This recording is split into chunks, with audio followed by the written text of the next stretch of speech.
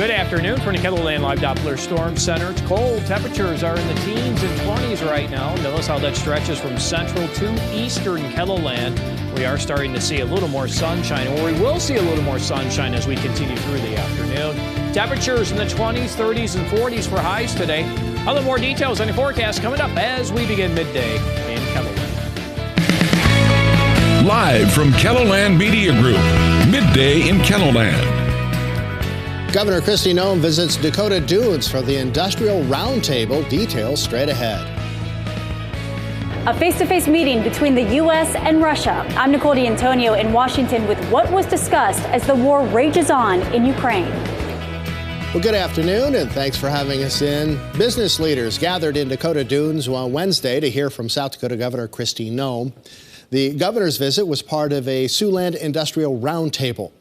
Governor Noem spoke on several topics surrounding the state's growing economy and her grocery tax bill that was killed in the state legislature.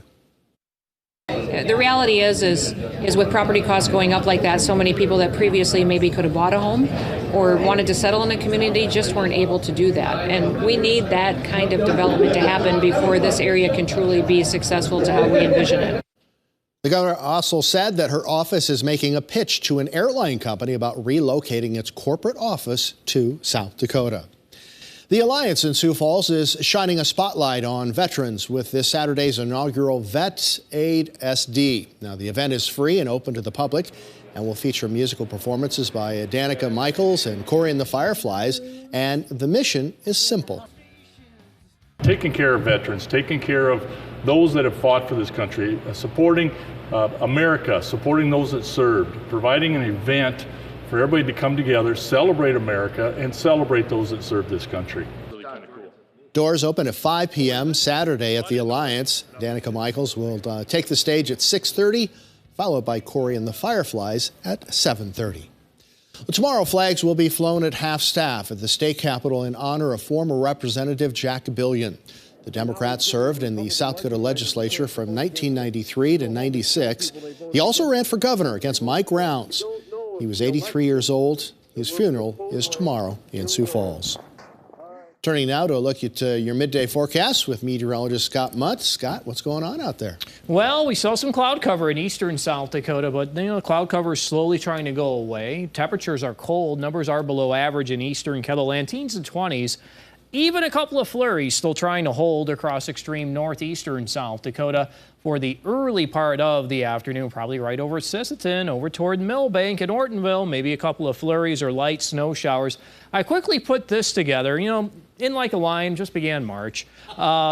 Maybe a tamed lion at that. What we had below zero temperatures in Aberdeen this morning, colder than average temperatures today in eastern Kettleland, but I said this over the past couple of days, we may be in the lion's den this month with below average temperatures and above average snowfall.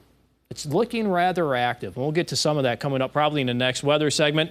In the meantime, futurecast for today, once we get rid of those flurries and snow showers in northeastern Kettleland, it looks like dry skies. Temperatures, we're in the teens and 20s in eastern South Dakota. 15 degrees in Aberdeen, 16 in Watertown, 19 in Huron. We have 25 in Sioux Falls, 38 in Rapid City. Winds are light. They do favor a southerly direction. Central and eastern Kettleland around 10 to 15 miles per hour. Forecast for today showing temperatures in the 20s, 30s, and 40s. 40s across western Kettleland. Rapid City at 42, 34 in Pierre, 22 Aberdeen, and 28 in Sioux Falls. Teens and 20s for overnight lows tonight. And then for tomorrow, a little warmer. We'll try to bring in sunshine. Temperatures in the 30s and 40s for afternoon highs. I'll have more details on the Kettleland Live Doppler forecast coming up. Thank you, Scott.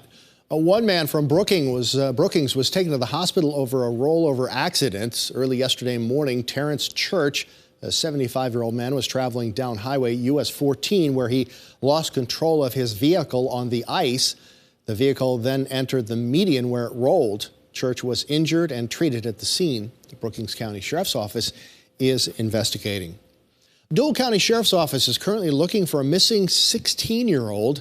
Isaiah Love is classified as a runaway. He's 5'8", about 135 pounds, has blue eyes, and as you can see, blonde hair. Last seen in Clear Lake on Tuesday at 7 p.m. wearing a gray North Face jacket and blue jeans. Now, if you have any information, please contact the Dole County Sheriff's Office. A national organization says an alcohol avoidance program in South Dakota is showing signs of success. The 24/7 sobriety program requires repeat offenders of alcohol-related crimes to get frequent alcohol testing. Those who test positive or miss a test may face 1 to 2 days in jail. Now, the RAND Corporation says participants had a 50% lower risk of dying while they were in that program. Foreign ministers from around the world are in India for a meeting of the G20 group. The gathering allowed for a very rare face-to-face discussion between U.S. and Russian officials. Nicole D'Antonio has more details from Washington.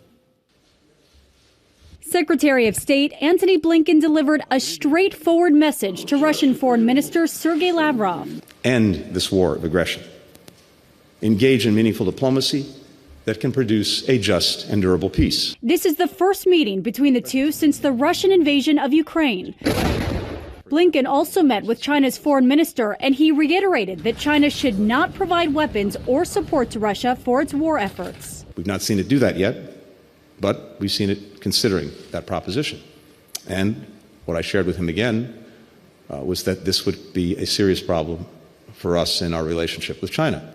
As a sign of just how far relations between Russia and the U.S. have declined, last week Russian President Vladimir Putin announced Russia would be withdrawing from the last nuclear arms treaty between the two countries. I told the foreign minister that no matter what else is happening in the world or in our relationship, the United States will always be ready to engage and act on strategic arms control, just as the United States and the Soviet Union did even at the height of the Cold War. Blinken also implored Russia to release American Paul Whelan. The former Marine is accused of spying and has been in captivity since 2018. Nicole D'Antonio, CBS News, Washington. Russia continues to insist that the West is forcing Ukraine to fight in the war, even accusing Western nations of blackmail and threats.